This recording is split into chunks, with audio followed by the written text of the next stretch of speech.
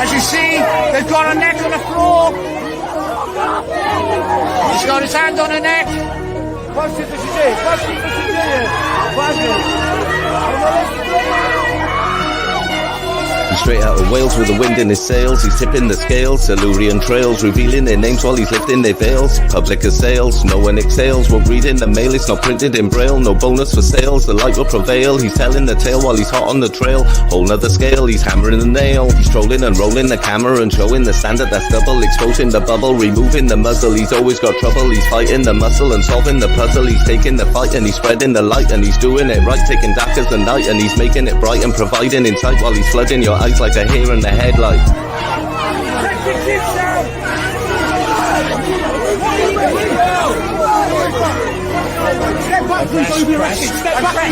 Press, don't even pick on me.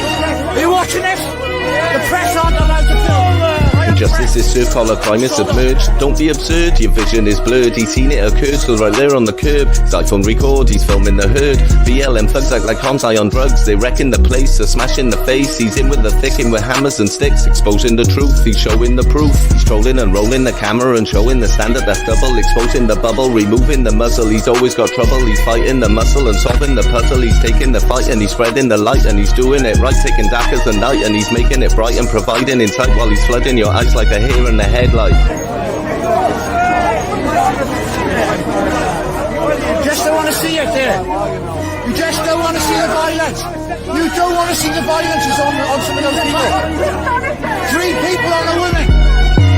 Support for the vets, pray unless we forget the pain he besets and the truth he projects. He's a victim of threats, but he never regrets. Life extremely upsets, no printing gazettes. He's taken the test, got the pedo's address. No south, east or west, he streams the protest. No news is suppressed, the whole truth is expressed. Twin standards he tests, he's facing arrest. He's trolling and rolling the camera and showing the standard that's double. Exposing the bubble, removing the muzzle. He's always got trouble, he's fighting the muscle and solving the puzzle. He's taking the fight and he's spreading the light and he's doing it right. Taking dark as the night and he's making it bright and providing insight while he's flooding your eyes like a hair in the headlight. There's 4, 5 on 1. There's 2 on a girl. They pinned her to the floor. This one's getting a bully boy tactics. That's from the TSG probably. Sergeant, yeah. Evening all. Welcome to Real News Live News, 7 o'clock edition. It's Tuesday. We are going to be introducing, if you could please all share as well, you know my problems, like, do you mean? Restrictions and everything, especially after last week, innit, Christy? Oh, I know. I couldn't believe that. They took it down, didn't they? 2-hour live video, folks, with Kat Watkins, and they decided to take it down for medical misinformation. Oh. I don't know what we're fighting against here, do you mean? Especially when we've heard the 77 Brigade. We've actually been watching our mems, our lives, and our lives. Am I right? Yeah. Yeah, it's unbelievable, isn't it? Everything's so censored. Yeah. If you see my head down, folks, all I'm actually doing is just sharing this because it needs to be shared out. Tonight we're going to have Kimberly Isherwood on from PCP Wales, and also we're going to have Dan Watkins from PCP Wales on as well. We're going to introduce Dan first and what his role is. We'll have a quick chat with him and then we'll bring Kim on as well. Evening, Dan. Well, how are you? All right, Christy? Yeah, not too bad. Hiya, Dan. You okay? Good to meet you. Yes, thanks for having me. So your title within PCP Wales now is Policy and Funding Executive. Am I right? Yeah. Well, apparently so. Yes, and I think Phil, I met you literally just after this whole thing started, really. And yes, that is my title. There's lots of opportunity out there, I've come to find. So I think, yeah, we're going to be looking at funding in the first place, but also some training as well. So, yeah, and it's just exciting. And it's great to meet you guys, actually, because for a while, I've kind of watched from afar in admiration of the likes of Kim, Catherine, who is my cousin, actually. But I've been very much on the periphery, so it's good to finally be involved. Could you tell us a little bit about your background, your work ethics, Dan? Well, yeah. So I've got over 10 years now in employability, and that is both for private business and for third sector. So that's charitable organisations. So I've done a lot of support work, advocacy, and then all the way up to training. And I've actually now I've kind of got this passion for digital learning. So one of the things hopefully I'm going to help Kim with, as we all know, is she is about as highly expertly trained as you can get. So to help them with mapping some of the training that they've been designing with safeguarding over to a digital offering at some point as well. So we've got lots of stuff to look forward to, really. So are you as knowledgeable as Catherine on everything? Do you know what? I would be, Christy, it's nice to meet you, by the way. I would be remiss to say I'm as knowledgeable as her. I don't think there are very many people who are. Catherine and I come from a large family, so we'll give you a little bit of a background, really, of our family and how kind of she fits into it, I fit into it. So we come from, our fathers were brothers, and they were in a family, they were one of 8 each, if you know what I mean. So they're 8 children, 4 boys, 4 girls, and our dads were the 2 eldest. So they very much were older than the other lot. So they kind of grew up together. Both have now passed. Catherine's dad actually recently after the vaccine. So we've kind of, if you can imagine anyone worse. I didn't realise it was from the vaccine. I mean, it's almost certain. I mean, he'd never been to hospital in his life. And unfortunately, Ben, who is Catherine's dad, was very much the head of the family. My dad passed a few years ago. He was the eldest. But he was very much the head of the family. So unfortunately, a lot of our family weren't really on board with a lot of what Catherine was saying and has been saying for years. So he didn't take the advice really that she had out there. And unfortunately, he did have some, a vaccine, I think maybe 2. And lo and behold, I believe it was cardiac arrest of some description all of a sudden. So, which is tragic. And if she's watching, I hope she doesn't mind me bringing that up. But the moral of the story is they were kind of knockers, if you will. So they grew up together. They were kind of a bit rebellious as well. And kind of me and Catherine, I guess, we've just by chance stepped into those kind of roles. So and she's a great mentor as well, actually, Catherine. She doesn't know it, and I love what Kim actually says, in that she very much distinguishes between a professional in a field and someone who's an expert. So they are both experts. I'm a professional, and I'm hoping, as their apprentice now, to become an expert, really. And I've got to say, I admire what all you guys do. So, yeah. I'm going to bring Kim on now. Evening, Kim. Hi, guys. You all right? Hi, Kim. Yeah. How you doing, Dan? Are you all right? You're doing great, Dan. Yeah, he is. He's doing amazing. Kim, Yeah, do you want to explain a little bit more about what you expect of Dan? So, well, Dan, he's actually said most of it. He's Kath's cousin. He's attended some of our demos and he's followed our work closely. Dan is actually, you know me, Phil, I am constructively critical because I like to see the best in people. And Dan has absolutely blown my socks off with his work, what he's brought to us. He's brought it to us in a professional manner as well, with his presentations. So, he's really gone the extra mile already. What we expect from Dan is just for him to be himself. As you know, this organization's in its infancy. There are no roles to play within this organization. We find our feet and we grow that branch. So there are no expectations from Dan other than for him to shine. His heart is in the right place. He's already impressed us, and this is about growth, personal growth, growth for the company, for the country. And yeah, I'm just excited to see what comes. Like I said, none of us planned any of this. This is all new. I didn't even plan it myself. So everything is brand spanking new to us right now. But Dan is going to help us. Dan has come along with the ideas we already had existing. So the accreditation of the training courses and things like that, Dan is going to help us with that. The incentive scheme as well, which basically Dan has come in with the ideas that we've thrown around, but Dan has brought detail to them. So Dan is actually going to take us forward a lot quicker than what we would be if it was left to just us, So I'm really excited about that.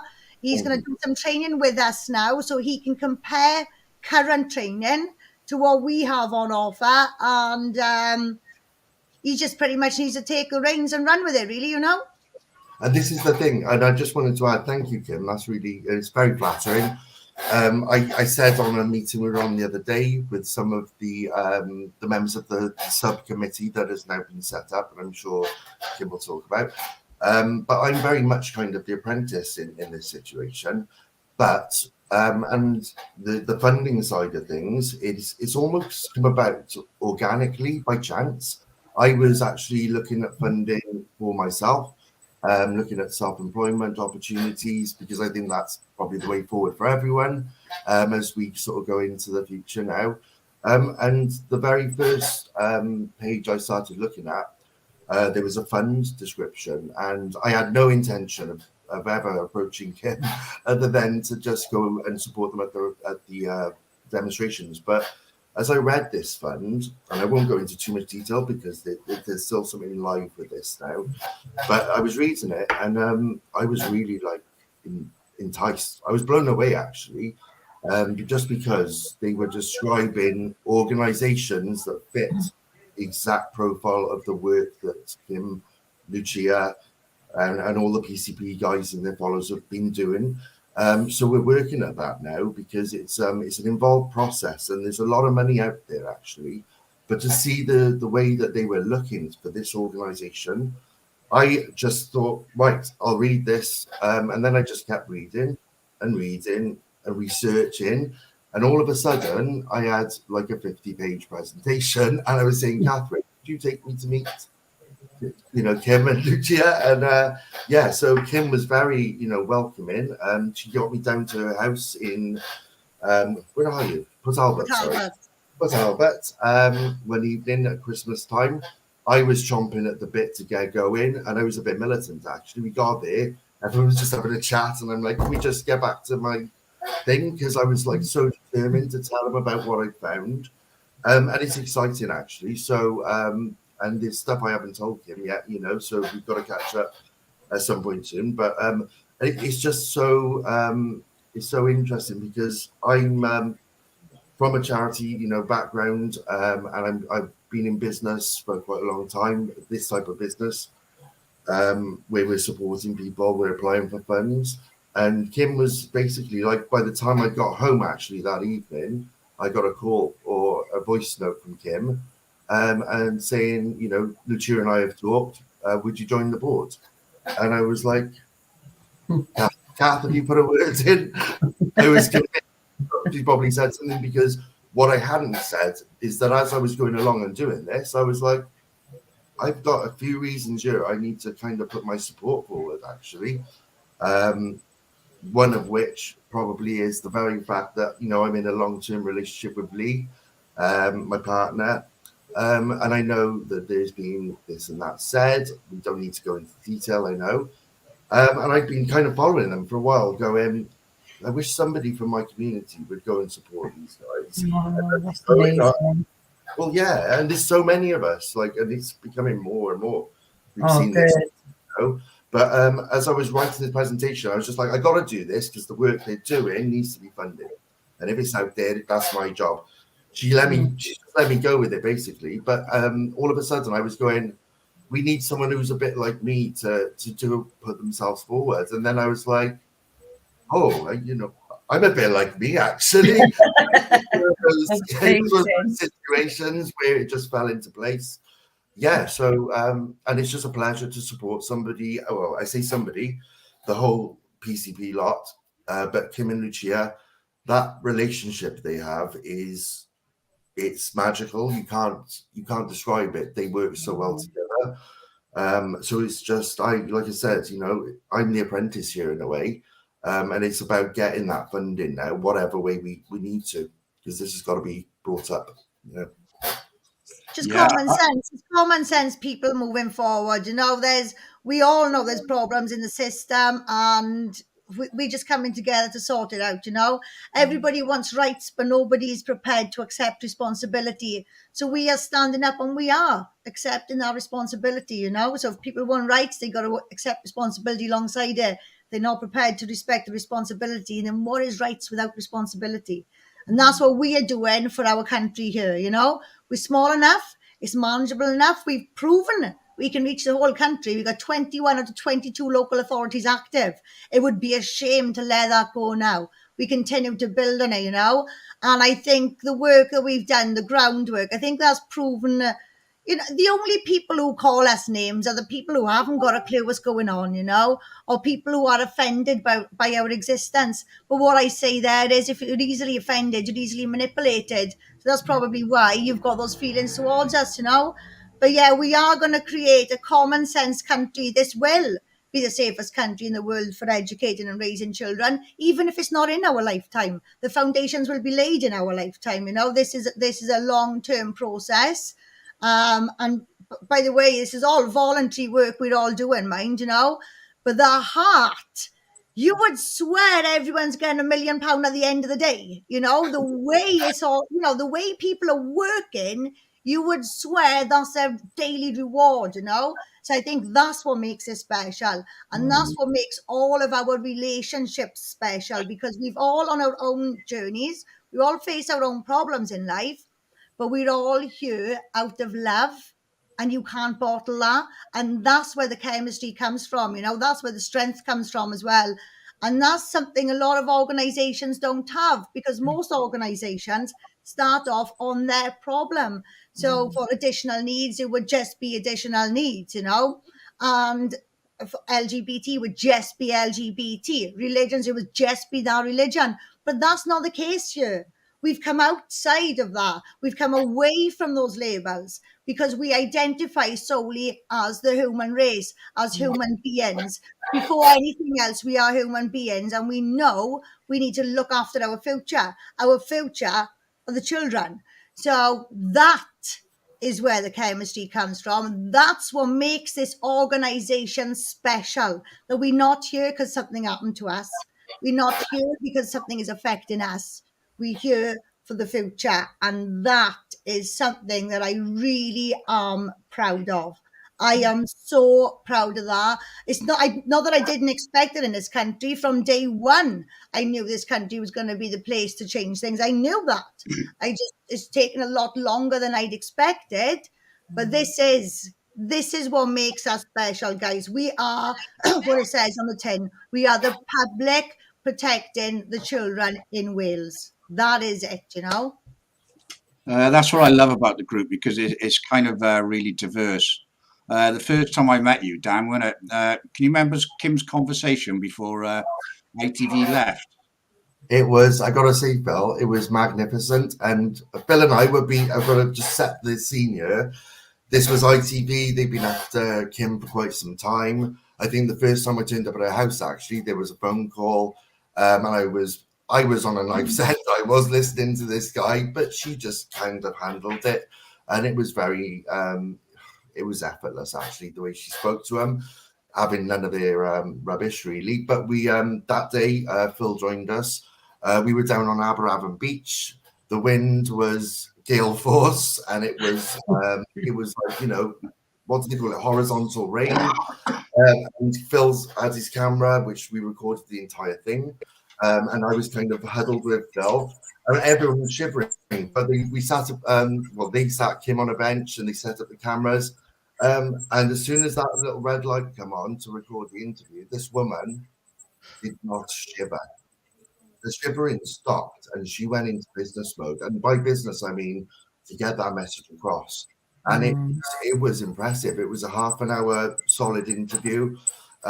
It was very telling, actually, by the questions that they prepared, which were mediocre, let's say, poorly researched. They didn't expect what Kim would bring in terms of knowledge. And it was blatant. So she took it in her stride. But the most impressive thing was, whilst Phil and I shivered away, she just didn't move and held her ground completely. So it'll be interesting to see what actually comes of that. But it was an interesting day, Phil, wasn't it? Very good. It was. That was a cold day at the office. That was. Indeed, yeah. And the fact that they were so ill prepared. Sorry, ITV, if anyone happens to see this, you know, but you were. And we had a lovely conversation afterwards. You know, it was like, we got a gay, we got a bisexual, we got a straight person. And Kim always says, you know, we are blended. We're not diverse. We are blended. We're blended. You know, there's only one divide in society, and that is the point: adulthood and childhood. That's right. You know, and it was very, you know, it was very cordial actually. But you could really see that they're going to struggle to find anything to say back to Kim, probably mostly because that information and that side of the argument does not exist. No. Well, this is it. What I found interesting was how, when we had the conversation afterwards, and he said to me, so what's next? Are you going to run in the 2026 elections? And I said, you mad? I want to go to the prisons. And he was like, really? He was very, very surprised that I'm not going to be running in an election. So he must have thought there was something there to have that image in his head, you know. And I was like, no, are you mad? What? And that's what I said. This is what this is about. This is about keeping children out of the system. That's what this is all about. Do you know what I mean? Nothing more, nothing less. I think they were very shocked. So they must have been kind of, these are political reporters. So it's Rob, whatever his name is, from Sharp End, right? So it's all politics, it is. And I think that every single question was answered, you know, every single question was answered anyway. And I think they were very surprised at the interview itself. And I could tell that afterwards. They were so shocked, because I must have been speaking politically. Because they were so shocked at the fact that I weren't going to even entertain that. And I did run in the council election, you know, I did run in the council election, not to be a politician, but to represent the people, you know. I'm one of these people. The way you come across, Kim, is just, that's the thing. It was not a political speech by any means. It did pick apart the legislation and the absolute you know, nightmare situation that's gone on for the past 2 years, where everything has been blocked, petitions have been ignored, statistics and votes, you know, to not bring this education in, the RSE, have been ignored repeatedly. And, you know, people like Kirsty Williams have come in, done the dirty, pretended there was nothing going on. And then the second it was done, she done one. What's that time? And that was a woman who stood with her finger pointed. The children of Wales are banking on me. They are banking on me. Oh, you're so committed, Kirsty. You got off on the next stop. Yeah. Well, I'm not surprised, because I would have too if I was in her shoes. Yeah. You know, I would have hung my head in shame and resigned, in fact. But she has been rewarded generously. She now has a job, £130,000 a year. So her wage has ultimately doubled since this. She's so committed to the children of Wales. They are so banking on her. Yeah, they were banking on you leaving so we can step up and sort the crap out. Yeah. That's the only thing they were banking on. Yeah, and did they think you had an ulterior motive? Sorry, Dan. Sorry, did they think that you were there for an ulterior motive or something, that you were doing it to get? It's just the way she holds herself, Christy, and this is thank you for saying that, because that's what I was going to say, kind of. It was nothing political about it. It was picking this, you know, this stuff apart. It was connecting the dots that we are repeatedly told. This is just coincidence. Stop being a conspiracy theorist. No, you know, there's only so many times you can call something a coincidence. Then it just becomes an agenda. But Kim, the way she holds herself, she does come across. You know, I think the first thing I said to Catherine when I saw her was like, you know, she needs to be leading the UK. But actually, it's good because she is not politically aligned, as the rest of PCP are not. We all know it's two cheeks of the same ass. Sorry to saying. So we're not about that. And this is about one issue which has drawn together, such unity in all communities, the Muslim community. But it is just the way she holds herself. But there was 3 points, right? So this is how I know what they are going to do. Because they made me sign a contract as well, mind, don't forget, right? No other TV or radio has made me sign a contract, only them, right? And they said these things: conspiracy theories, peddling lies, and dangerous. So, and when he said those 3, not straight after each other, but throughout the interview, and I do statement analysis. See, this is what people don't understand. I'm a criminologist, right? So a statement analysis is my little geeky thing, okay? I used to be Queen of Weekends, party animal, but I've got this side where I just get lost in this stuff, right? And I was supposed to, before this campaign, actually, I was supposed to do statement analysis with Peter Hyatt, okay? So he trains the FBI in America. That's how into it I am. But it's like a little confidence thing I got going on.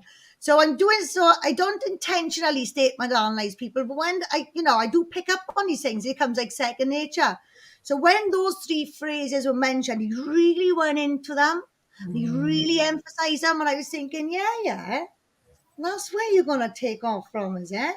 So I knew that anyway. So, and this is what people don't realize. See, I might sound stupid.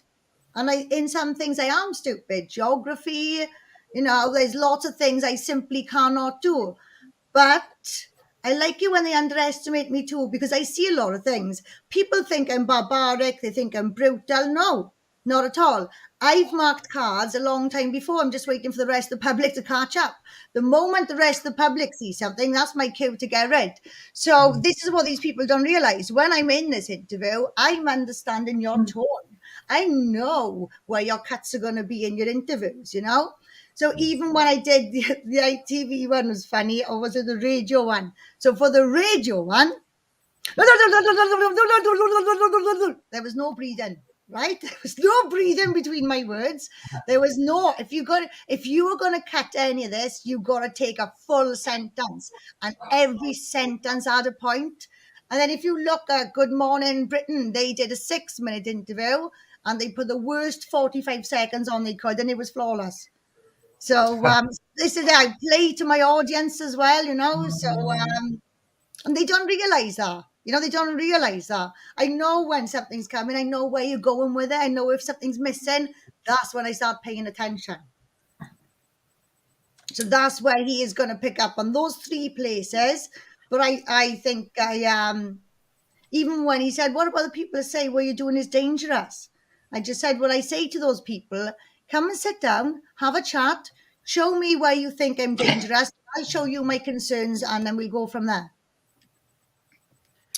So do you know when this is going to be aired? No, so they've been after us since September, Chris, right? They've arranged loads of stuff. They wanted an interview with me on my own and to meet a few parents in a park in Cardiff. It was all arranged for them. It fell through. They wanted us again in November with the judicial review. That fell through. They finally, I think, what date was it, guys? Was it like the 12th of January? Something like that. Sure. Well, they kept cancelling, you see. So I kind of led them on a bit. They wanted to do an interview with my son. So I said, yeah, no problem, till the day before. Play the middle game. Well, this is what they do, see, so they can book you, say, for 7:15 in the morning. But then you'll get a text saying, oh, can we do 7:40 instead? Then it's, oh, can we do 10:30 instead? And it's like, oh, can you go to this show instead? They do that, that's what it's like anyway. So it's not a case of, they do mess you about as well, and you get limited time. So that's what we try to find out beforehand. We try to find out how long it's for, who it's with, who else is on the panel. But they originally contacted us because they wanted me on with Paul Diamond. They wanted me in Sharp End Studio with Paul Diamond, our barrister, a minister of the Senate, Jeremy Miles, and somebody from the opposition. I said, absolutely. Absolutely, I said, but I don't think you're going to get them in the studio with me. and they still haven't. But I still give them the opportunity. Before I left last time, I said, look, all 60 members of the Senedd, Women's Aid, Children's Commissioner and NSPCC, I'll do a live. No one took her up, funny enough. They don't. They never do. Not going to. That says it all, doesn't it? I mean, you know, they've got the press on their side, they've got the media to play with. The judicial review itself was outside the BBC building and not a camera was in sight. And also, it's next to Wales Online as well, isn't it? Oh, Their yes. offices are right by the courts. It was the outside the UK government building. We were in Media Central for Cardiff. Yeah, and that says it all. I mean, you'd think that would be enough to tell people. They're not seeing it on their tellies, but that very thing is plastered everywhere, down to, you know, the likes of Phil for taking his videos and the other guys who do capture this. It's so important. They can't control that, you know. Well, funny enough, after the ITV interview, we went for food, didn't we? And we did. The waitress knew exactly who we were. Yeah. Yeah. We she was stood there for ages. She'd been to the headmaster. She's been wiping the floor with the headmaster, you know. So the fact, now this is what I keep saying to people. Listen now, people might not be following us because they think whatever, right? Whatever. They might not like us. It might be because of me, whatever. But they're still concerned about their children. So they are going to be emailing their schools. Do you think they're getting different answers to us? They're not. They're getting the same answers as us. Therefore, they're going to be concerned. So a non-answer is a serious concern. So there's a lot of people out there. So even though it's not coming on the BBC, a few people are being angered by that, you know, and we know that from who we're talking to. Joan has a friend up in North Wales. She's in Bangor University. They are talking about us. Not in lectures or anything like that, but everywhere you go now, somebody's hearing of PCP. Yeah. And this waitress, we'd moved a little from the location where the interview was. This was not somebody who was there to observe or had seen the camera. This was just somebody bringing us out curry and chips, wasn't it? And it was like, she felt the need to bring that to our attention. She thanked Kim. She knew the name PCP. And what she was reiterating about her own story and how disgusted she was with what had happened in the school, thanking Kim for the templates, thanking her for what she was doing, the message is getting across. You know what I mean? Yeah, that's brilliant. And like Dan said, she couldn't have seen the filming because we filmed outside Remo's and we went down Franco's for food. It's quite a distance away, you know, 3/4 of a mile on the same promenade. You can't see the cameras. There's parks in the middle, you know. So nobody would have known, nobody could have seen us and known that we had been filming, you know. Well, considering you've had no support from, you know, media and newspapers and stuff, you've got the message out there. So it's fantastic, isn't it? It's just so many people now are seeing it and it's getting shared all the time and you're doing all these interviews and everything. And it's just, like you've always said, it's going to grow and grow and grow. And me and Lucia as well, we're going to be taking part in the next Groomed documentary, the one by Reclaim and Lawrence Fox. Yeah. We're going to be in Groomed 2 as well. So we're looking forward to that. Good. I loved that first one. It was really well done. So that'll be good. It was good. And it was only 20 minutes. See, Chris, you know, when it got everything into that 20 minutes. It did. It definitely got the message out there. So, yeah, you know what? It's and the same back to you guys as well. I've only met Phil that once officially, you know, and I'm gradually meeting a lot of people now that I know in, you know, vicariously, let's say, through Catherine and then Kim. But you guys are so important in supporting and highlighting what these guys are doing. Kim is a machine. So is Lucia, and so are the rest of them. But Kim in particular, she does not stop. I don't know how she manages to juggle so many complex and important situations. It really is something to marvel at. So to have the support of you guys to then back that up and to bring us in and to film that and put it out there is so important. So thanks. Of course it is. You've got to realise, right, when I first met Kim properly, I went around her house, she was juggling her family life. And I said this on Kim was on a live, I think it was Sunday night. And at the end of the day, she was juggling her family. She was doing her masters. She just set up PCP Wales, and she was very ill, folks, right?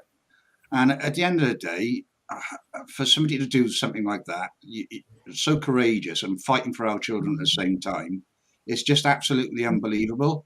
But when you were doing that live, I had somebody jump on. She was being abusive towards Kim, as far as I was concerned, do you mean? And these sort of people we need to put to bed, like. So we there's just only block one. them. They fake profiles anyway, Phil, and we just block them. It's as simple as that. Well, I enjoy a little bit of a debate and sometimes wind them up a little bit, do you mean? That's just in my nature. I used to do it all the time in Brexit. I haven't done it so much lately because it tends to get me a ban, like, do you mean? Because I just wind them up, like, and reel them in. But I do want this question answered, and I do want it put to bed, because Kim, there are some really, I'll probably get a ban for this. There are some really thick people out there, like, do you mean? They don't realise how fundraising works, right? Confused. Why isn't she paying the court with the money raised for the court fees? 70,000 quid. So, some people are so thick. That is what has been raised. It's not what's in the bank.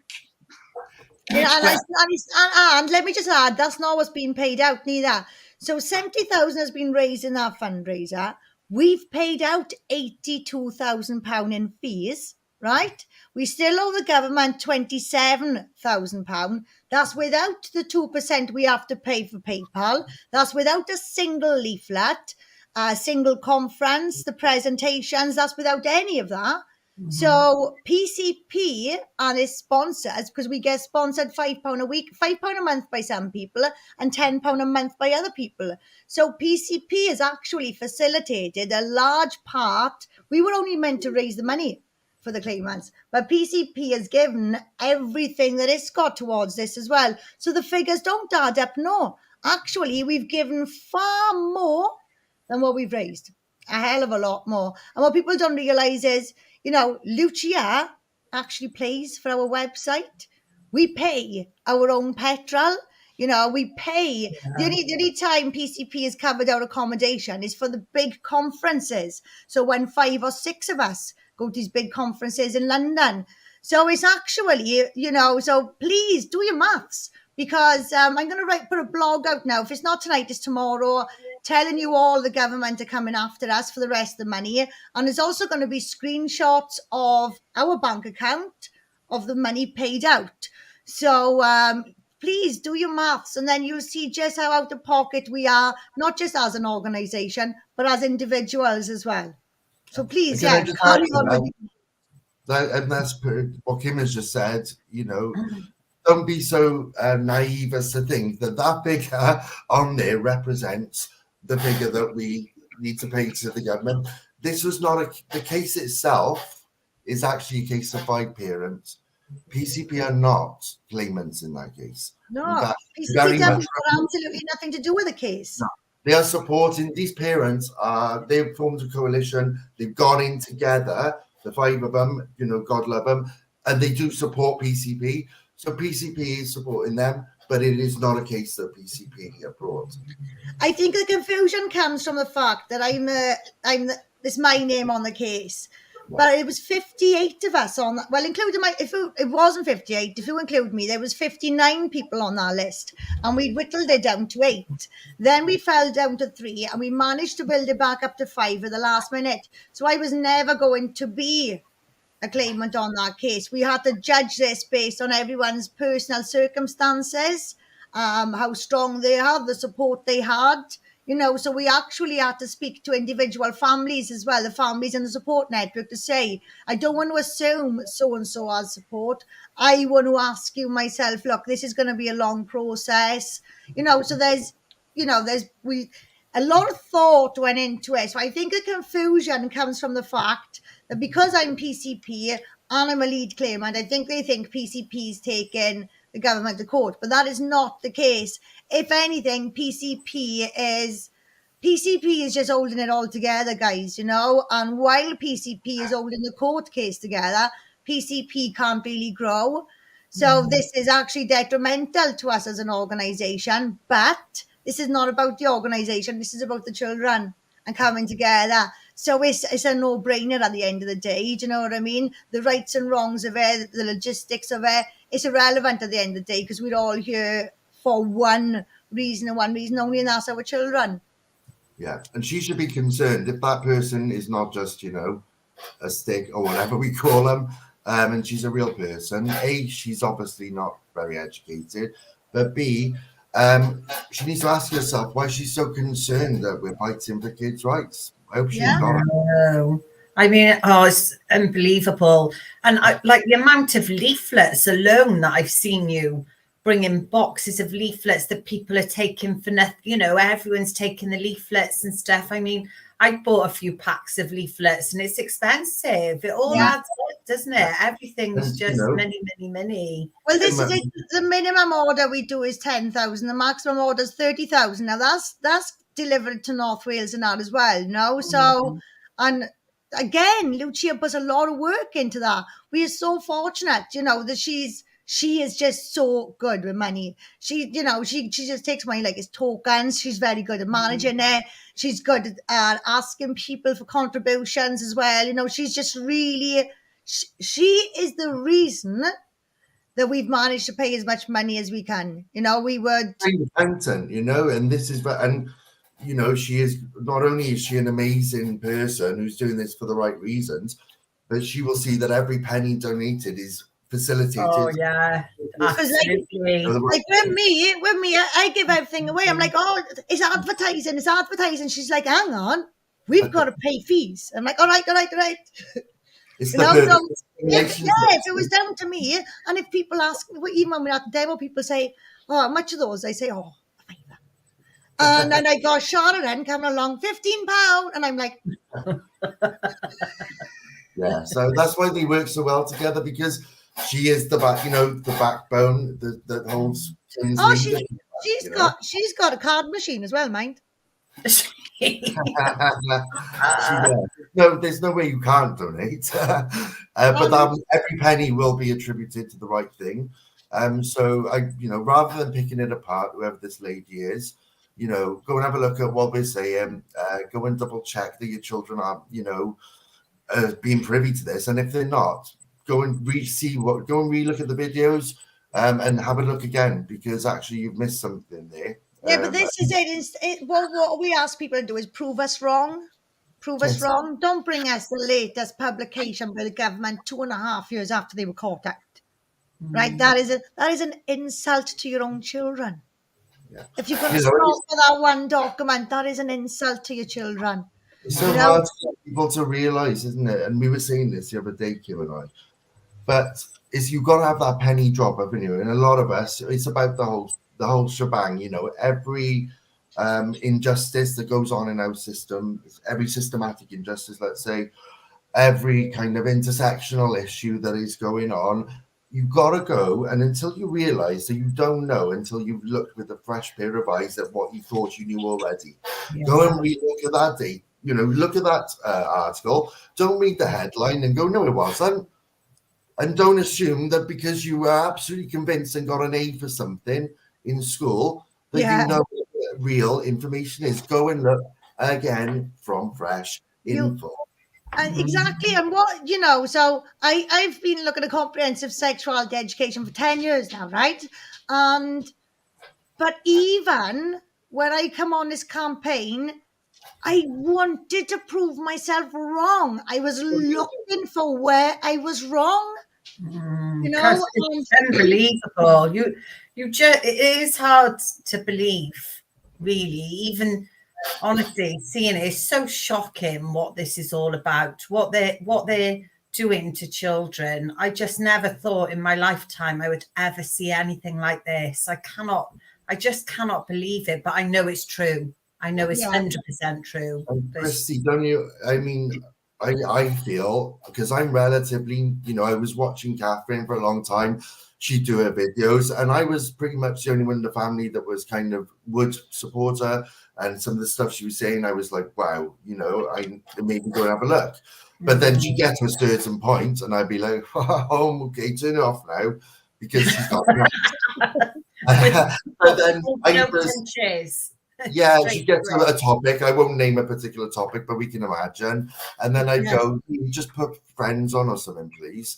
So actually, that is because I was ignorant at the time, and I only realized that when I got that penny to drop. And I went and re-looked at these things that I was convinced I got an A on in school. And then I realized I got an A, but it's wrong. Yeah. Oh, wrong. And then you start looking. And as we all know, the more you look, the more you realize, you know, this is, I don't want to swear, but this is very much. It's a lot to accept. It's an awful lot for people to take on. A lot of work. All of us have got a lot of work to raise the awareness of this. Yeah. So, but please go and have that's the message, really. Don't assume you know something, you know, go and have a look. Challenge it, you know. You're supposed to be inquisitive. Yeah.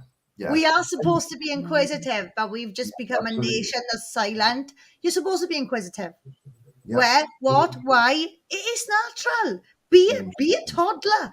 Toddlers want to know everything. It's your duty to know everything, you know. You're led to believe schools are the safest place on earth, guys.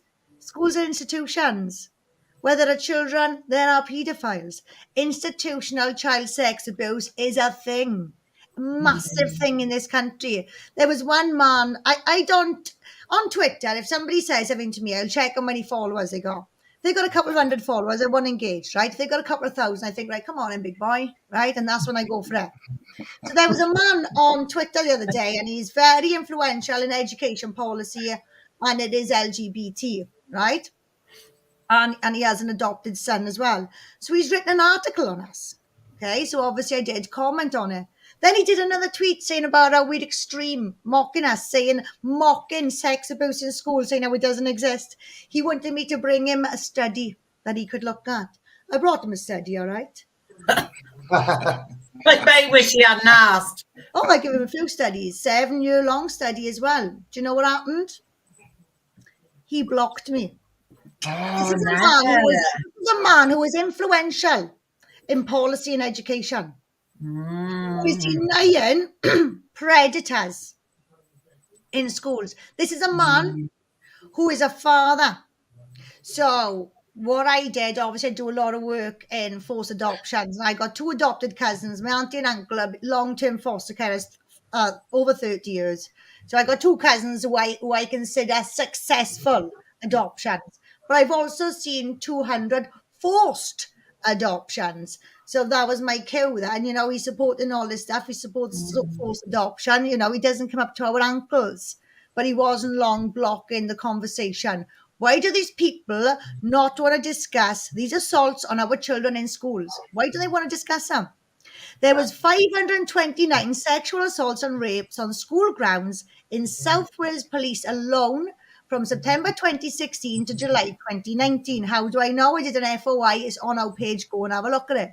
Right? Now, 190 odd of those are perpetrated by children. Only 70 odd are perpetrated by adults.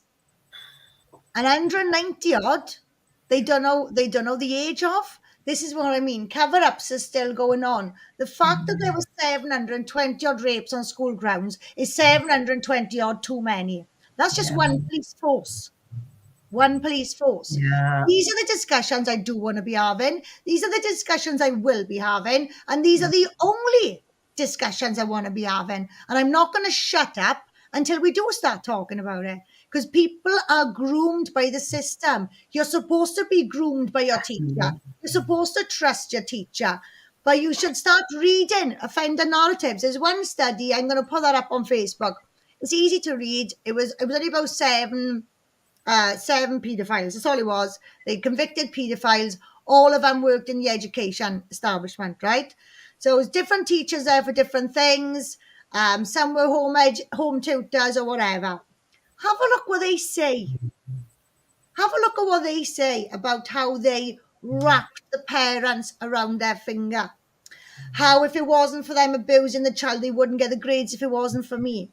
You know, have a look at what they say. There was one there, right? The kids with problems, right? If your child has additional needs, it's 3 to 4 times more likely to be abused. If your child has behavior problems, it's 5 times more likely to be abused. Now, there was one teacher, he looked after the naughty kids, right, so to speak. He was a godsend. They all thought he was a godsend with these kids. He started assaulting this young boy. This young boy's behavior escalated. He commented in this interview, I saw his behavior escalate, which covered the offending. He witnessed that child's behavior change, and that protected him. Nobody suspects what's going on in staff rooms. And this is the eyes that we need to open now. This is the lens parents need. Also teachers, because they don't know what's going on in their staff rooms. This is an issue that we have never, ever, ever dealt with. Ever. All we do is change hands, change ownership. Yeah, Kim. Do you know England? Have they got something to worry about come September, or is it just me reading some misinformation regarding their opt-out? Right, so England, right. We use England's legislation to prove that we had an opt-out and England didn't, okay? So it's a little bit complex. The 1996 Education Act says that there's no opt-out in England. In 2020, there was no opt-out, right? They brought new legislation in, there was no opt-out. And there was a big, not 2019, sorry, and there was a big kick-off. So Let Kids Be Kids action, the court case, it was kicked out on a technicality. There was some backlash. So what they brought in a policy change. Now, this is what I refer to as the false victory. So I contacted everyone over there, David Curtin, the Values Foundation. This false victory meant that they could remove their children from the sex aspects in primary school, right? So that's all it was. But they're also saying that this covers LGBT teachings. But you can only remove your child from the sexual element, not relationships element. So basically what's going on here is a political rape of words, right? They're giving you a bit of lip service. You should have been concerned 6 years ago. We all should have been concerned 6 years ago. So don't take your eye off the ball. Don't take these documents at face value. Go back. Look at the original documents, the original frameworks they accepted.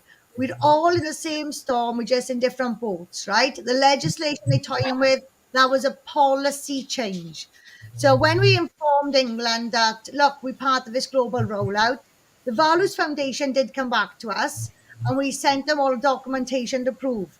Now, it took them further 3 weeks to come back to us after that because they really went into it. So they told us that all this information was going into the House of Lords in November 2020 with a view to reclaim our children's education from the World Health Association, or World Health Organization. I didn't allude here then. So I was a bit confused that they said the World Health Organization when I was talking UN anyway. So yeah, it's a false victory, guys. Nothing came of it. People think this is not happening in England. You're far worse off.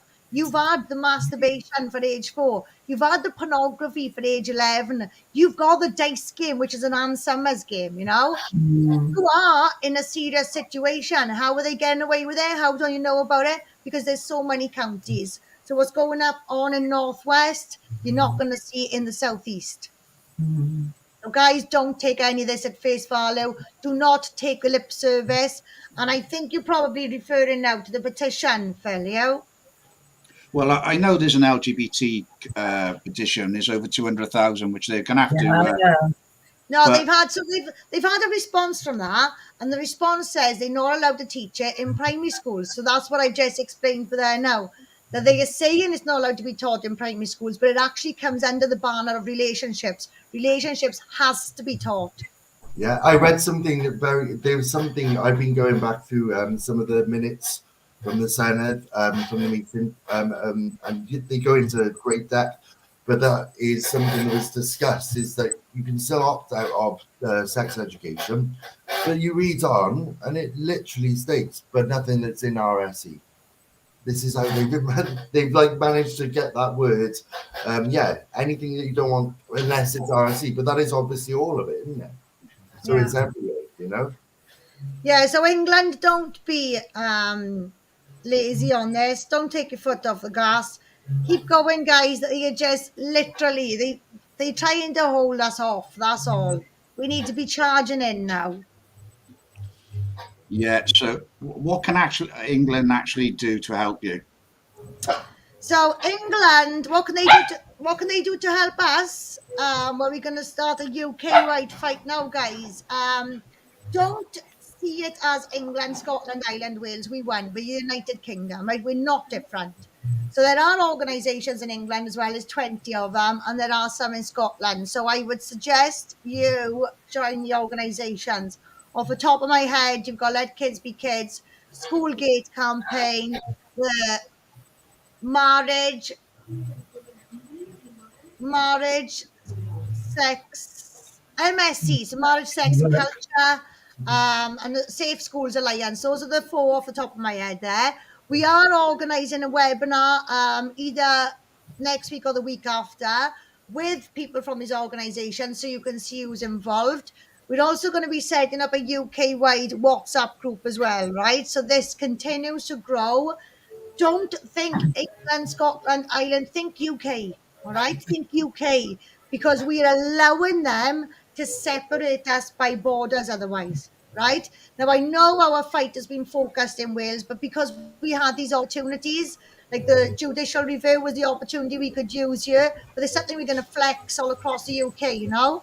So, guys, all we do is get connected, subscribe to all the websites that I've just mentioned, subscribe to ours as well, publicchildprotectionwales.org. Just get this information out there. Let's get ready to go. You know, we're growing now. We laid the foundation. We're ready to grow now, guys, and we need to become a skyscraper. I just had a message off someone saying that they had an email back from the petition saying that they're not having the I always get it wrong. Lesbian, LGBTQ plus. Thank you very much. Yes, lessons in primary schools. It says that it's not compulsory for primary schools and it's up to the individual school. So everybody's right. Guys, there's been loads of these petitions over the years, okay? Loads and loads and loads. And that's why I didn't sign this one, because it was a waste of time, right? An absolute waste of time. While that was going around, there was a counter one anyway. So what happens is you've got your signatures for the debate, but they've already got your answer for you. So they're telling you that LGBT is not to be taught in schools, but it comes under the relationships banner. Right, okay. See, so yeah, this is a lip service, guys. It's lip service. I've had so many messages today with it all. It's this is what I mean. So they are keeping us controlled by the devolution of powers. So that the response for that was from England. Now everybody in Wales who's had that email now, I've got to go through all those people now explaining. No, you know what I mean? So that's what adds to the confusion. So when you're thinking fight, immediate fight, just think your country. But when we're thinking overall fight, the movement, that's the UK, right? Don't be bound by these individual countries. You know, we are the United Kingdom, and this is why we've got to force ourselves on them now. We need to become stakeholders in our own kids' education. It's as simple as that. Sorry, Phil. I just wanted to say that there are 2 other groups that I can think of as well. Is it Too Much Too Young or something? I get Too Much Too Young. Sorry, guys, Too Much Too Young is speaking in our demo. The reason why I said the organisations that I said was because they had established organisations. I mean, they had been around before us, kind of thing. Yeah, concerns for RSE as well. That's another one. They're just 2 I can think off the top of my head as well. What were you going to say? Phil, so on the back of the comment made or the email that we just talked about then that Kim has just explained with the petition, use your eyes and ask your kids and look what's going on. Don't look at what they're telling you, because that is defeating the point. They've given you one option, which is you know, and that is not what we're on about. A lot of this will continue to be seen, obviously, but ask your kids. You see it in it everywhere. You're hearing the stories daily. The parents that write or email the group or contact us, we've heard some shockers, and it's very, it's about asking your kids what's going on, and looking at what's going on. And how do you feel about it all? Because obviously I came across Gays Against Groomers, and I was just so happy to find them, because, whenever I speak about this, people automatically accuse you of being homophobic and stuff, and it's horrible. It's not very nice. But I always say to them, look, read what Gays Against Groomers have said, because they understand this. They understand that this is an agenda. Yeah. Well, this is a case. Yeah, give them a big round of applause. And there's a lot of other organisations, because as we probably know here, and a lot of people watching will know, LGBTQ plus is a political thing. It is not representative of the entire community. We all have, well, there is a huge amount of people in this community who also value child safeguarding above all else, and can distinguish between, a doctrine and what's going on out there at the moment. So I can't speak for all of them, and that's the point of us. We are all individuals who can understand the difference between what we see and what we're told. So, and we stand up for children's rights above all else. So fair play to those organisations. We're looking to connect with a lot of them, hopefully going forward, and to really celebrate what they're doing, because it's brave. But guys, don't be so easily confused by the LGBTQ plus thing. Go and have a look, because most of us are pretty much on the same lines here if we start speaking to people. Yeah, that's right. Glad to hear it as well. I did meet a guy from Gays Against Groomers in outside the library. That was in Cardiff. That was against the drag queen, and he quite blatantly made his feelings known regarding drag queens talking to young children when they should only be doing it in clubs and over 18s. Yeah. Well, it's a common sense thing, isn't it? And this is why I love that message about this group, and everyone here and all of the other people who have connected in the community can see what's going on, are able to think critically, and apply logic to these things. We're common sense people. Gays Against Groomers, I mean, they're pretty new. I'm new to all of this, but seeing them, they are doing, a great job out there, because we all need to separate the labels from what is quite easily our commonalities, all of us here.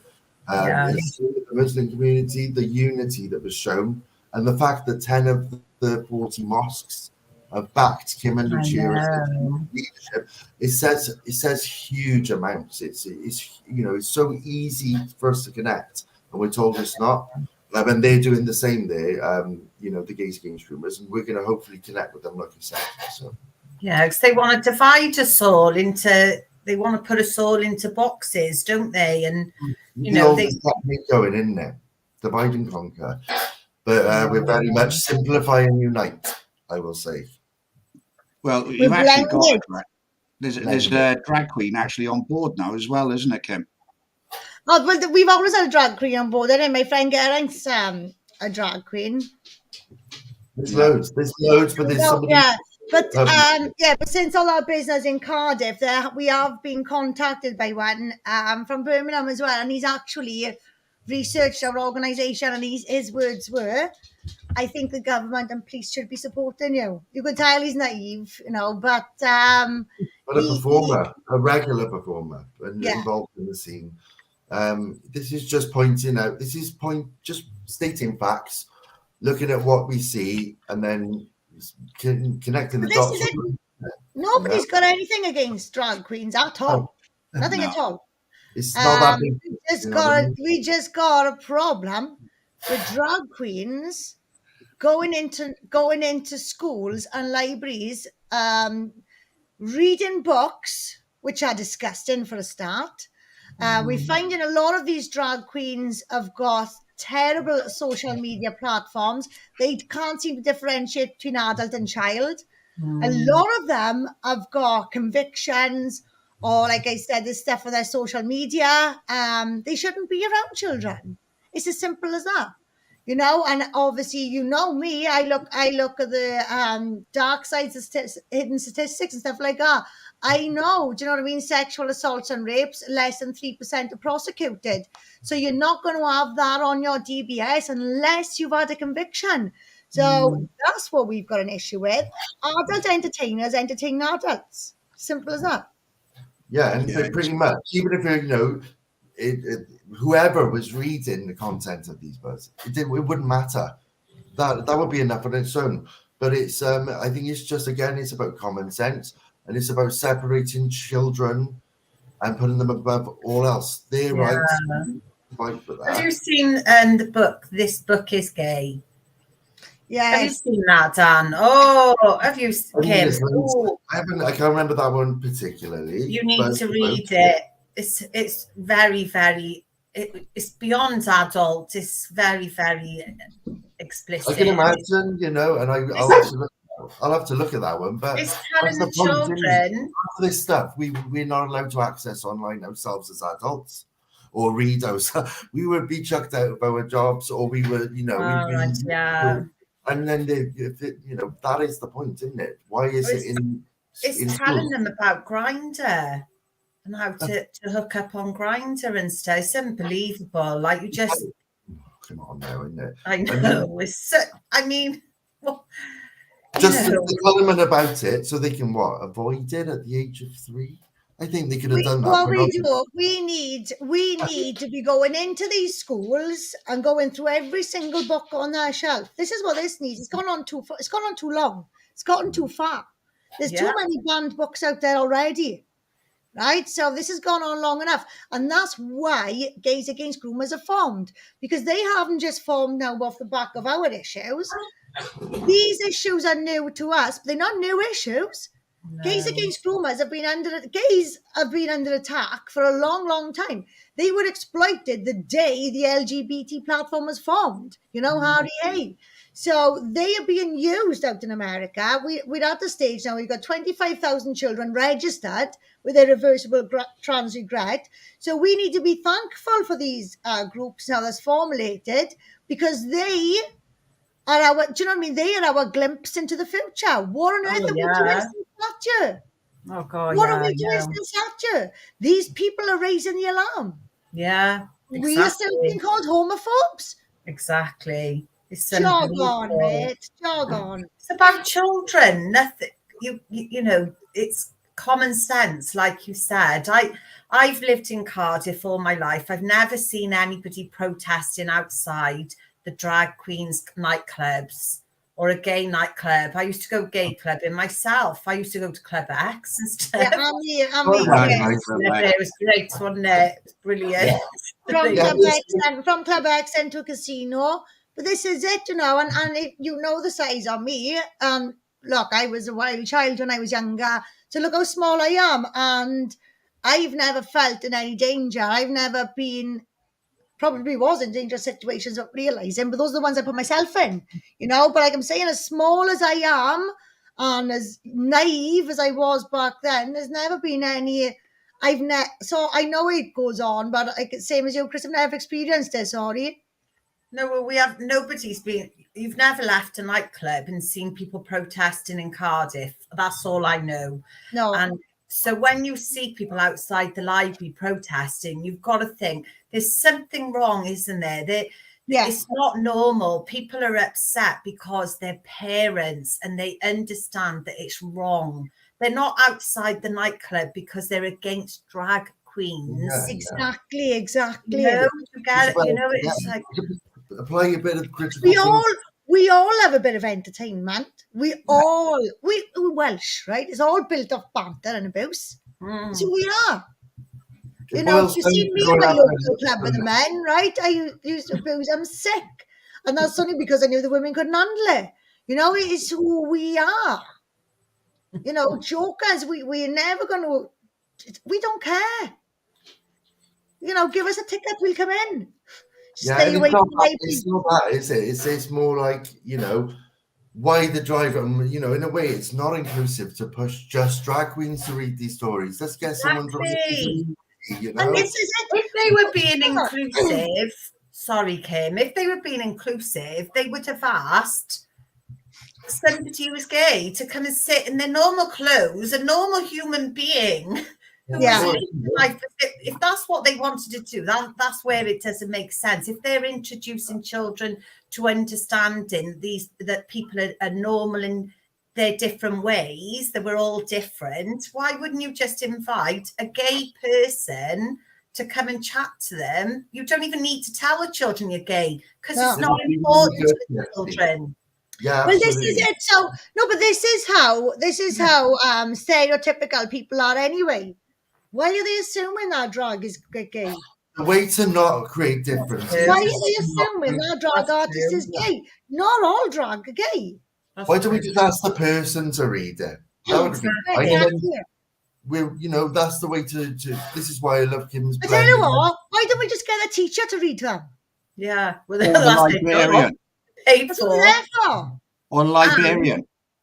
But that's it though, because if you've got somebody there that is normal, the child is paying more attention to the words. Right? So it's not subliminal then, is it? They're paying more attention. You're going to know exactly what that book is about. Yeah. But if they're being entertained and their attention is elsewhere.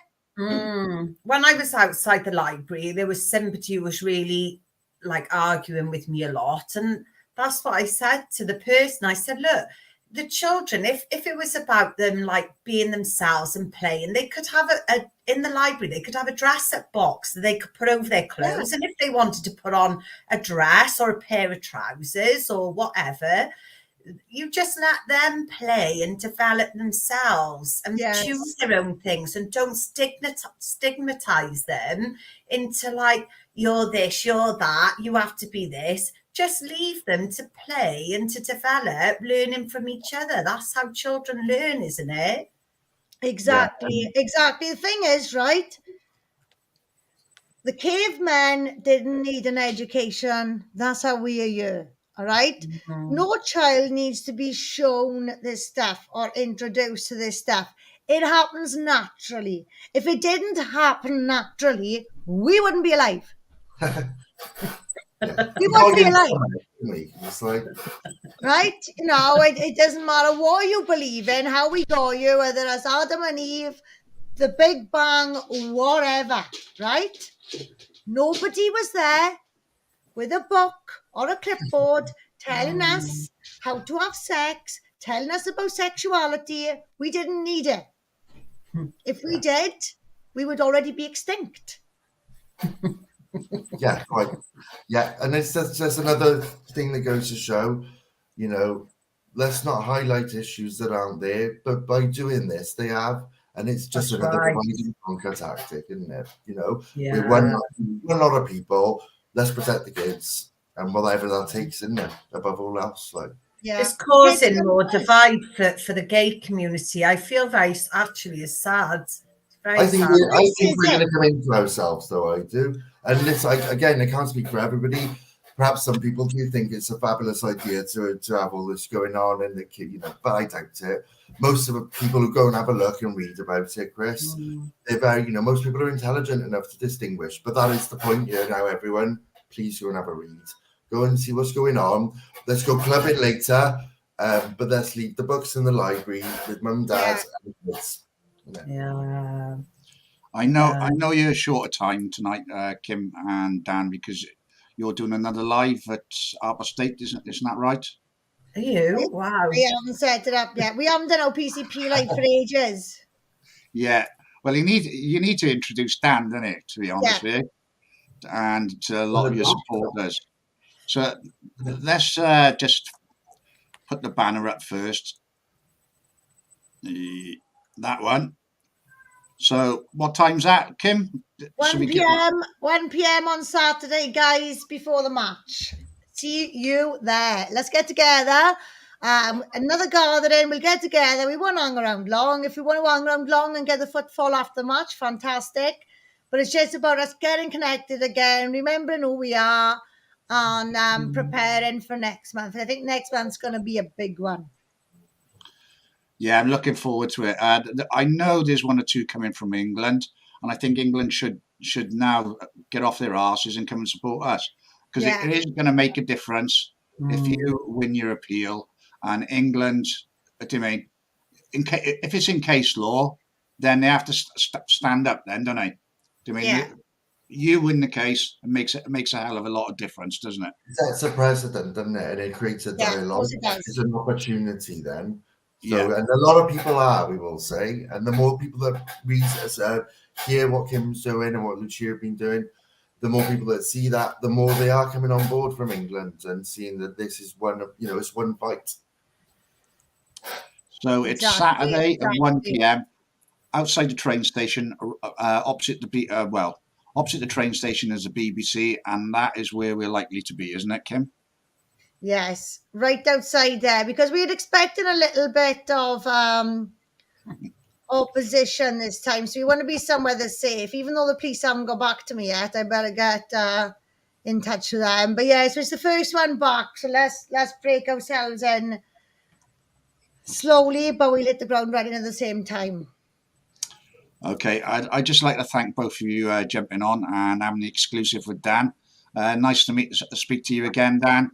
And obviously, are you coming Saturday as well, Dan? Of course. So yeah, and hopefully you guys are as well. So yeah, please come down. Anyone who's seen this tonight, or and let's start refocusing. Back to the point now. Nothing trivial like anti this, that, the other. None of us are anti anything apart from this education. So Yeah. Well, I'm Auntie Kim. I'm anti-one. Better not say that. Auntie Kim, I am. Yeah, thank you both for Don't coming believe me, on. ask Melissa Neville, they'll tell you. Yeah, thank you both for coming on, and thank you both for your support for fighting for our children. No you're problem both at all. amazing. Thanks for having us both. All right, then. We'll catch you later. Saturday. Saturday. Yeah. Bye, guys. Ta-ra, ta-ra. Ta-ra. Right, folks. So, let's put that back up. I knew they were short of time because they probably are going to be doing another live. So let's put that back up. So it's outside the BBC, and that is opposite the train station in Cardiff Central, and it's at 1 o'clock, folks. So it should be a good event, because it's been advertised quite a bit across Facebook, so it should be a really good one. Right then, should we get on to the news, shall we? So what happened to you Saturday?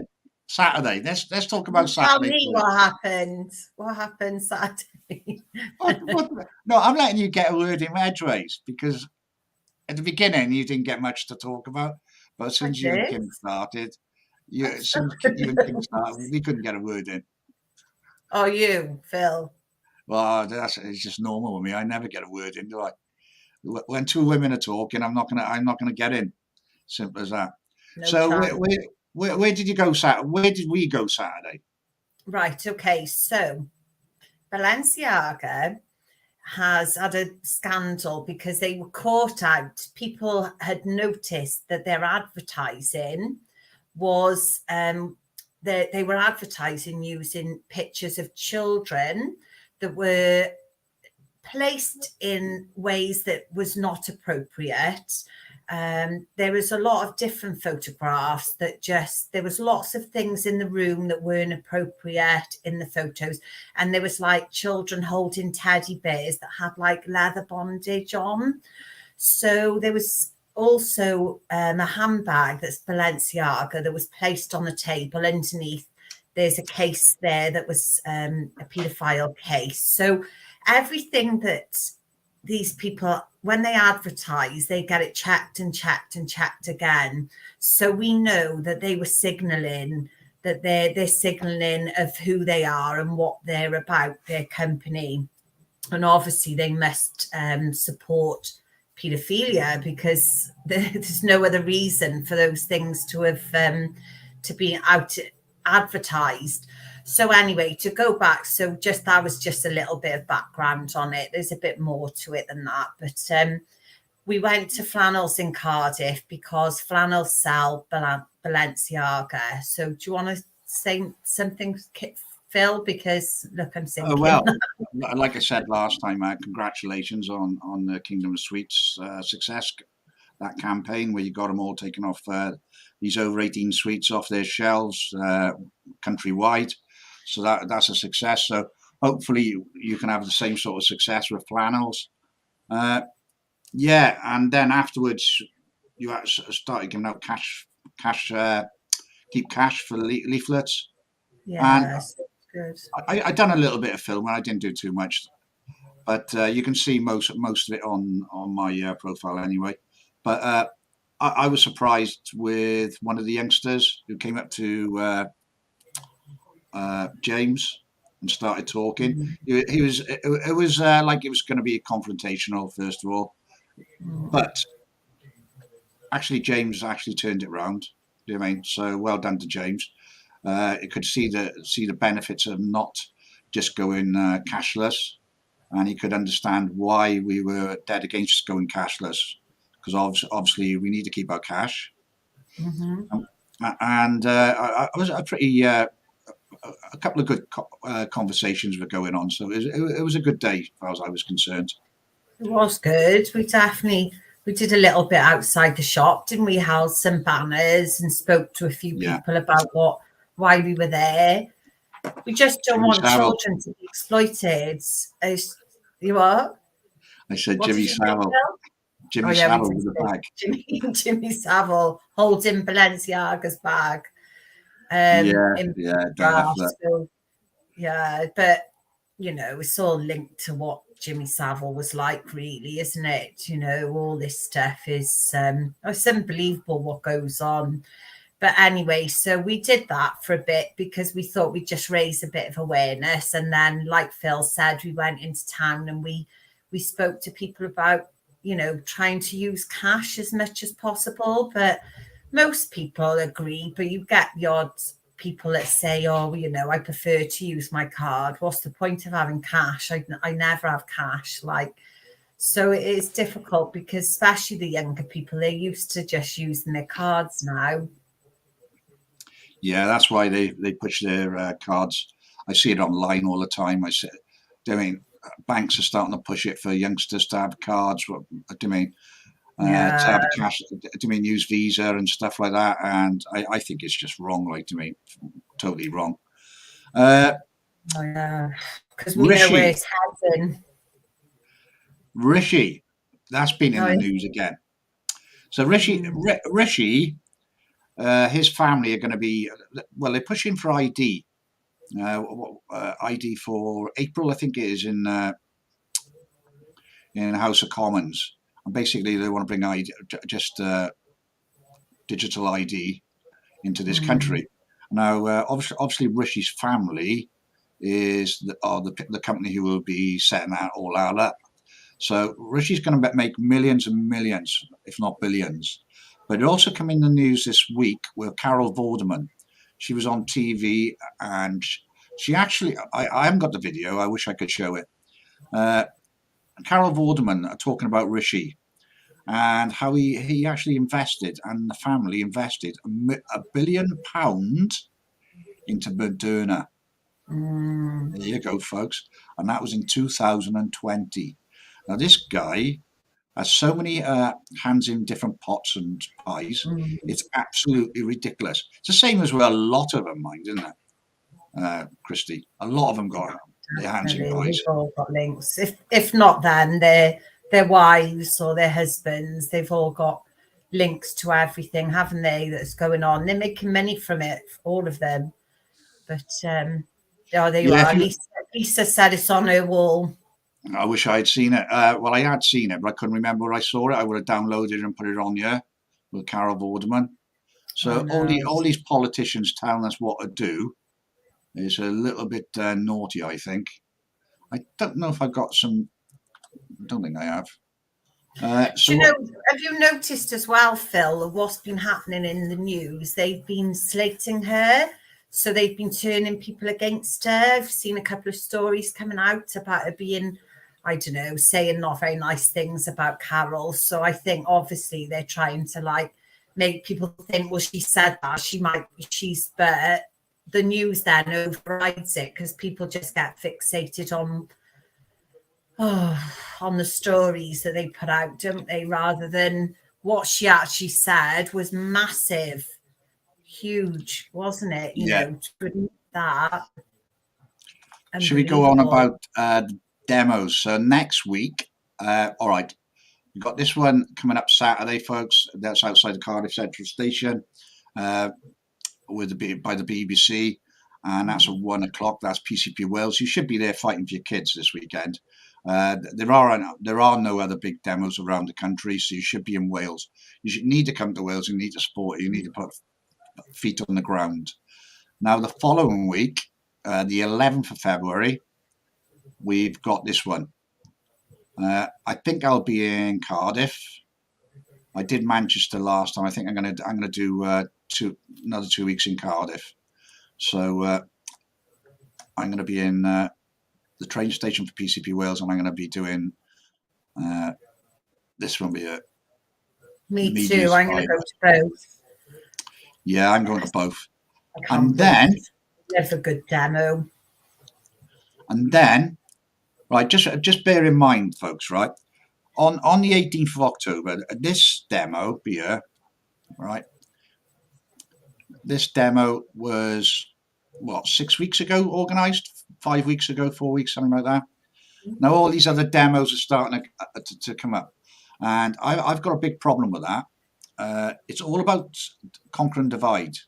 So instead of having you all for one big demo in Oxford, Freedom Worldwide, they've decided now to hold a demo in another 6 cities on the same date.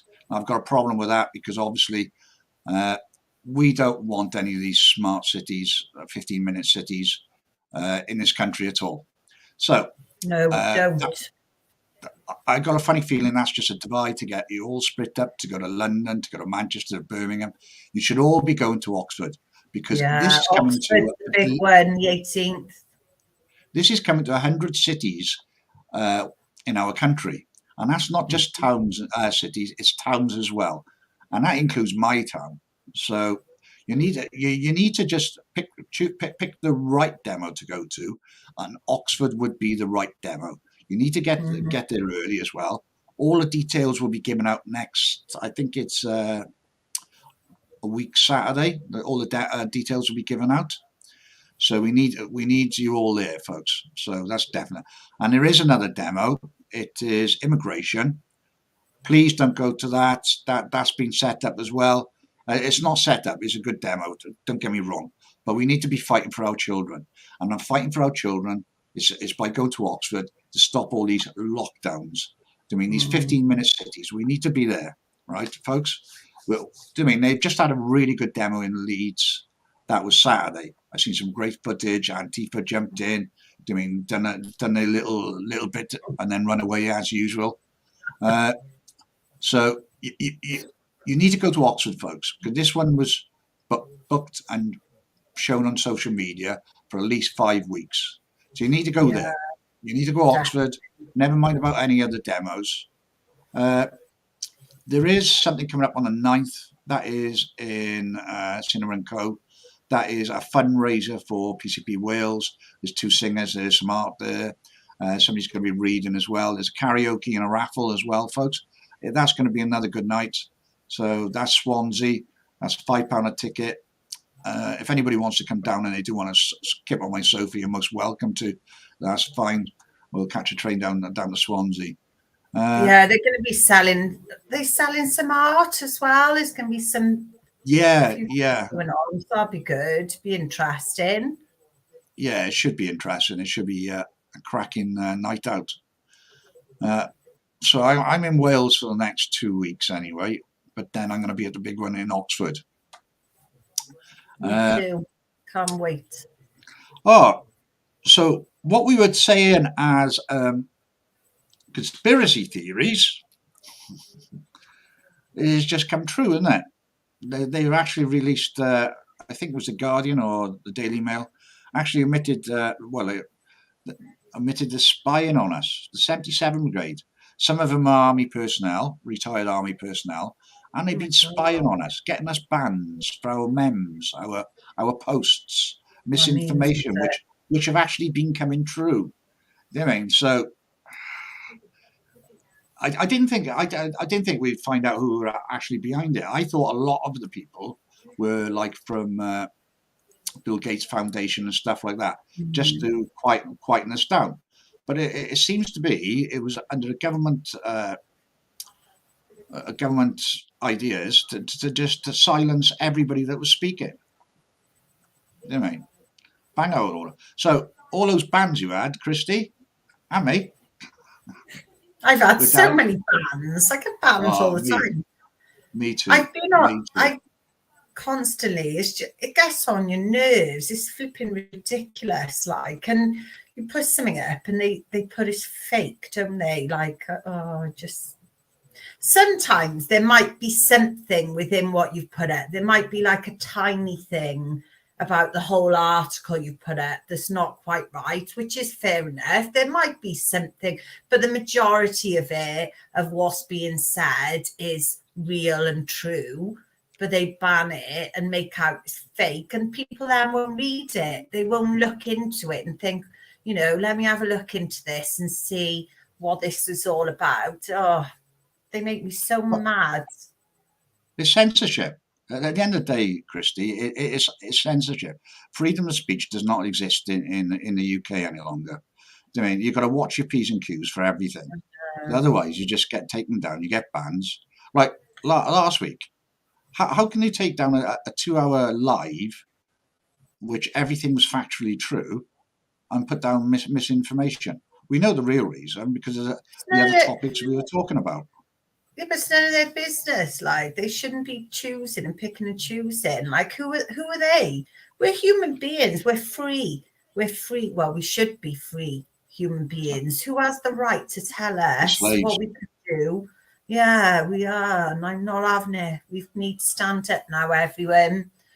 We've all got to keep speaking out. I know it's hard with social media because it really is a struggle, but we've just got to keep going. Just keep speaking out and keep telling people, like most of you do, just keep posting and sharing things, because what we've got to remember is that we're all sharing amongst ourselves in certain groups, and it's not getting out to the public. So sometimes you mention something to the public, like Davos, for instance, and they don't even know what that is.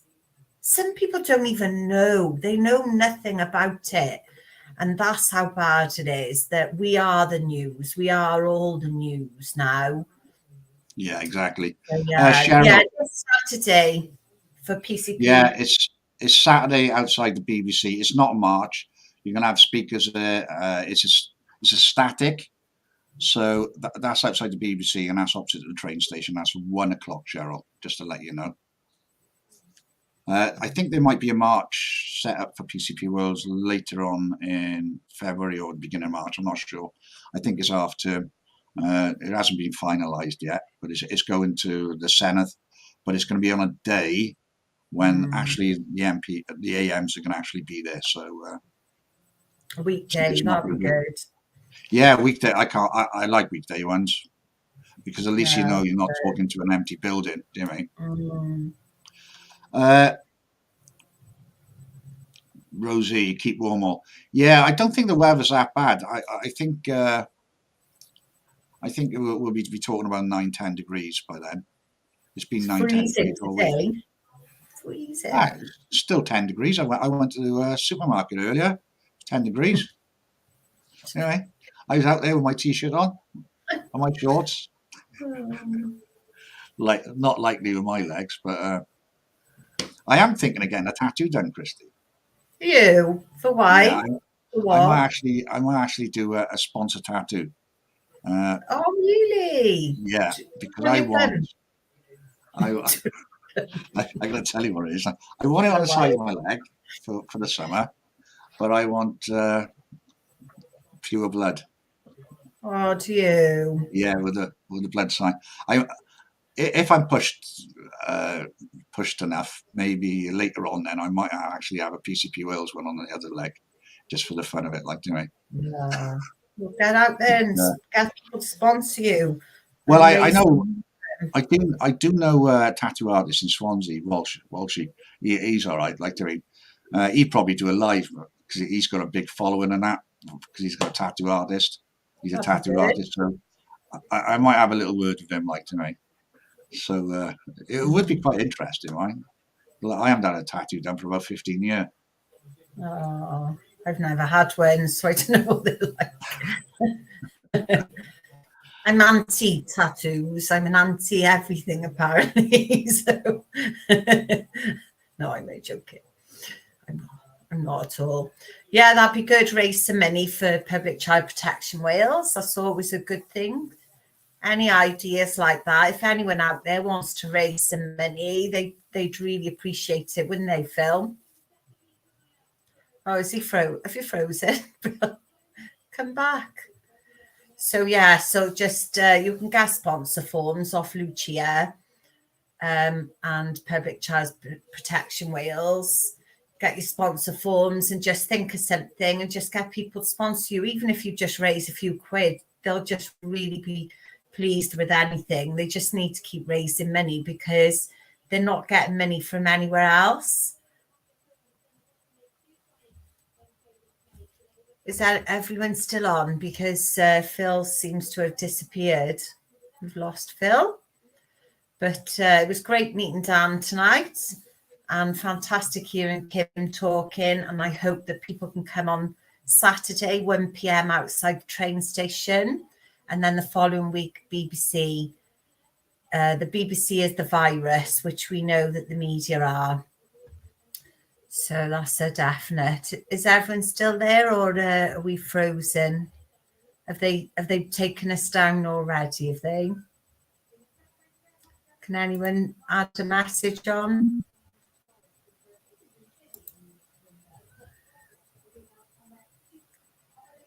Put a message in if you can still see us. Hi everyone. So yeah, so on when we do the BBC is the virus, everyone bring leaflets and stickers, and we're going to just get out there and we're just going to raise awareness and let people know that the media are not reporting the truth. Oh, there you go. Trying to take me down again. Oh, I carried on trying to talk, but I don't know if anyone could hear me. I'm just like looking at myself in the thing, thinking. No, I was just about to say, let's end the show and just do a normal thing, like, you know. Yeah. This is what they do, isn't it? They take you down, but it's funny, Christy. It's only on a Tuesday where my internet will go. The rest of the week, only on a Tuesday. You're doing, oh, okay, thanks. Because I was sort of talking, I didn't really know if anyone was there. I was thinking, I felt like I was lost my mind a bit then. Oh, good, okay. Yeah, train station. Yeah, that's right. Is there 2 stations in Cardiff? There is 2 stations. There's Queen Street and there's Central Station. Central Station is the biggest train station, which is near the BBC building. So just go to Central Station. Okay. Queen Street is a tiny little, tiny little station. Yeah. See you there. Definitely. I'll be there 100%. I'll always be there. You know, if I can, I'll be there fighting for our children. I have to. I feel like it's my duty now. I can't just give up. You know, I'm not in this world without trying to fight for our children. At least we can look back and say we did our best, isn't it? We've tried our hardest, whatever happens. So let's just put that poster back up before we go. Let's see if I can find it now. Just hopefully they don't take me down or again. I hope the media finally get brought. It would be great if they ended up in trials. It really would. I don't think it'll happen. So it's outside the Cardiff Central Station and opposite by the BBC, and that'll be 1 o'clock. You'll get to meet the team, Lashia, Kim, Dan. Imagine Adele will be there as well. Kat will be probably in the background Yeah, Kat is brilliant. We are going to get her back on the show. Yeah, she's so knowledgeable, honestly. Very knowledgeable lady. Yeah, she's amazing. So I'm going to say good night and thank you all for watching and sharing, and thanks to the admin, and thank you and to our guests. Obviously Dan and Kim, they were brilliant. And yeah, I'm looking forward to meeting Dan. I've never met him before, so he's nice good to laugh. meet him in person. He's down to earth. He is absolutely down to earth. Yeah, he's brilliant. Brilliant. Good. Look forward to seeing you all on Saturday. Yeah, and thank you again, Christy. That's all right. Oh, how's your hoodie? How's your hoodie? Can you see it? You got it on. Oh, you can see my double chin there, and that's not a good look. I won't be doing that again. I've just sent one to one of my top admins. Yeah, so she's going to be getting one in a week. So, but what I might actually do is I might actually buy another one, and we might give it as a gift. Or we could actually give it as a gift. Raffle it. Raffle it off. Yeah. I could actually give them. Can raise some money. The fundraiser in Swansea. I could actually give them as a prize. Yeah. I think I got a couple of mugs as well for my old name.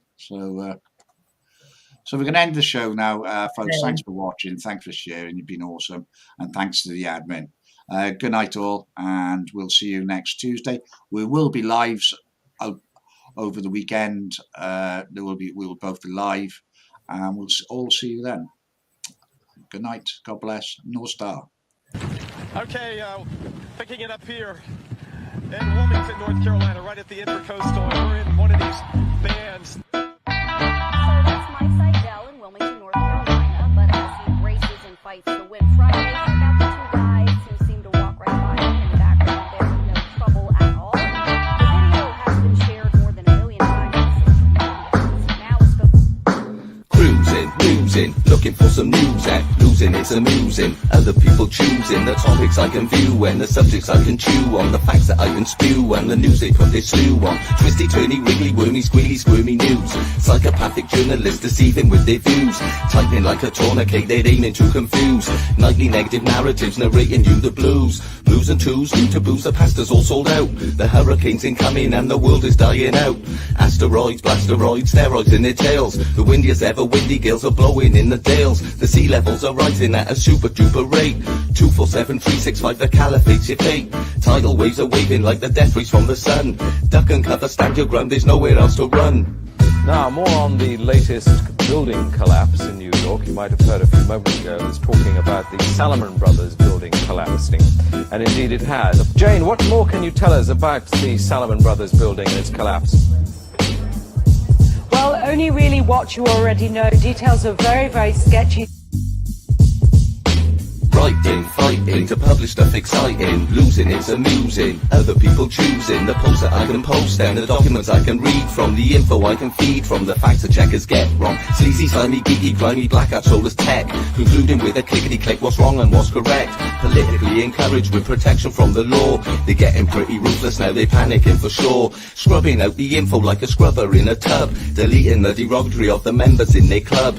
Documents and studies disappear without a trace. Psychopathic moral unless they're doing it in your face. The info is raising at a super duper rate. Breach community standards, your account will feel a fate. Post a funny meme means that you hate and are extreme. No chance of an appeal cause you're white and so supreme. Doctors, nurses, scientists and servants. Real boys made from wood, covering for the perverts. Defining definitions that will put you